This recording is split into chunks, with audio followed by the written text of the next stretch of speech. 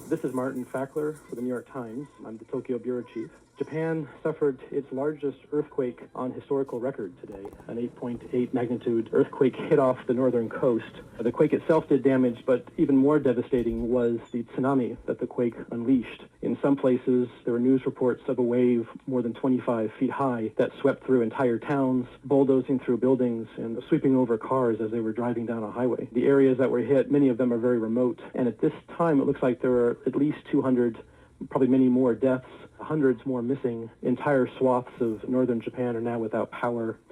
Hi, my name is Alhan Batra.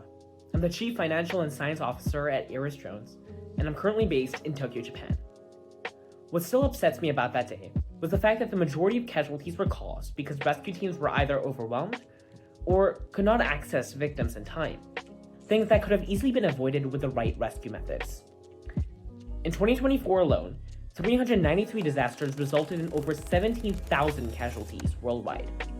Yet despite the rising toll of natural disasters, search and rescue efforts remained largely outdated, still dependent on slow, manual methods of foraging through rubble with limited personnel.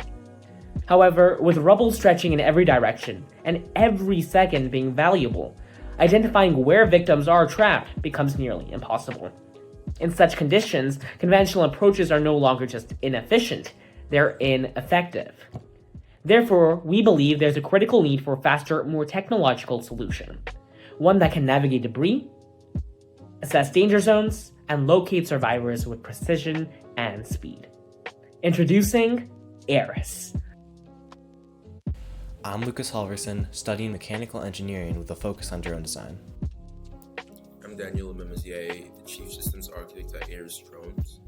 I design and develop the integrations between the software, autonomous, and mechanical systems.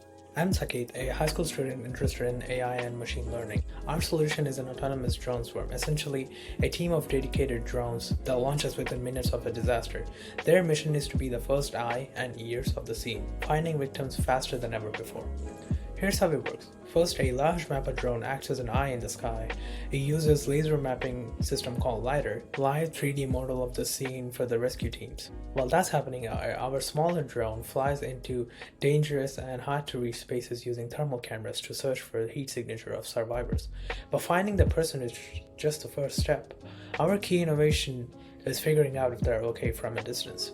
The drone can use special cameras to detect tiny invisible changes in skin color caused by the person's pulse. From that, our AI can calculate their heart rate without any contact. We combine that with thermal data from the body temperature and even the radar that detects the subtle movements of their breathing. Ultimately, this transforms the entire response. Instead of searching blindly, rescue teams can get a live map and the exact location and signs of every survivor. We are turning hours of deadly uncertainty into minutes of life-saving actions. That's how we will change the survival rates.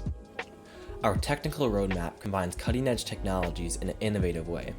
We're designing a modular system. Mapper drones carry an array of LiDAR and thermal sensors for area mapping, while microscouts use button-sized cameras and CO2 sensors for victim detection. Our concept uses self-healing mesh networks with variable bandwidth signals built to survive infrastructure failure, critical when cell towers are down. We're developing mission profiles that auto-configure for different use cases: earthquake victim detection, wildfire evacuation routing, and flood rescue coordination. Each scenario optimizes sensor combinations and AI processing for maximum life-saving impact. Our 5-year roadmap to SDG 11.5 starts with mentors and with the help of local businesses. In years 1 to 2, we aim to focus on building working prototypes of our design with engineering departments and validating computer algorithms of our solution alongside CES startups to enable our drone to fly autonomously. We have already begun this stage, with us having already secured venture capital from multiple funds and currently collaborating with leading drone companies to bring our vision to life. In years 3 to 4, we plan to partner with local emergency services for real-world testing. We aim to collaborate with leading emergency services such as the Association for Aid and Relief Japan and the American Red Cross Society. Insights from our trial runs with these organizations will allow us to refine and improve our solution before it's sold in the consumer market. So, how do we know this will work?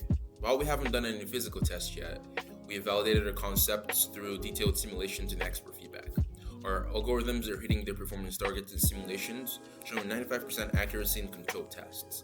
And we're getting crucial real-world design feedback from our engineering partners and the local fire department. This early work proves our idea isn't just a theory, it confirms our plan is achievable and designed for real-world constraints. Considering costs of equipment, tools, and expert consultations, the design, advertising, and production of a single unit of our solution is estimated at around $10,000. Based on this, we propose an initial pricing of $12,250. This figure reflects various market considerations, including competitive pricing. According to 2024 industry reports, most specialized drone companies operate with around a 27% profit margin and price points above $15,000. To remain competitive, we have opted to reduce our initial margins. However, as we secure partnerships with external organizations, prices will gradually increase to ensure long-term viability. In parallel, we plan to allocate $2,000 toward R&D through a university grant and $5,000 for prototype development via government innovation funds. We're not naive about the challenges. Regulatory approval requires working with national aviation authorities, weather resistance needs extensive testing, privacy concerns require strict data protection protocols. But every challenge has an engineering solution. That's why we're starting early, building partnerships and designing real-world constraints from day one. By 2030, we envision cities where disasters don't become humanitarian catastrophes. Where every victim is found within minutes, not hours, regardless of their neighborhood or income. Where technology serves humanity's most fundamental need, survival and crisis. Where resilient infrastructure means resilient communities for all. This is our contribution to SDG 11.5, using innovation to significantly reduce disaster deaths and build truly disaster-resistant cities worldwide. We're not just dreaming about the future, we're engineering it. Support our vision for AERIS. Join us in making disaster-resilient cities a reality, because every life matters, every second counts, and every city deserves protection. The future starts with an idea, and this is ours.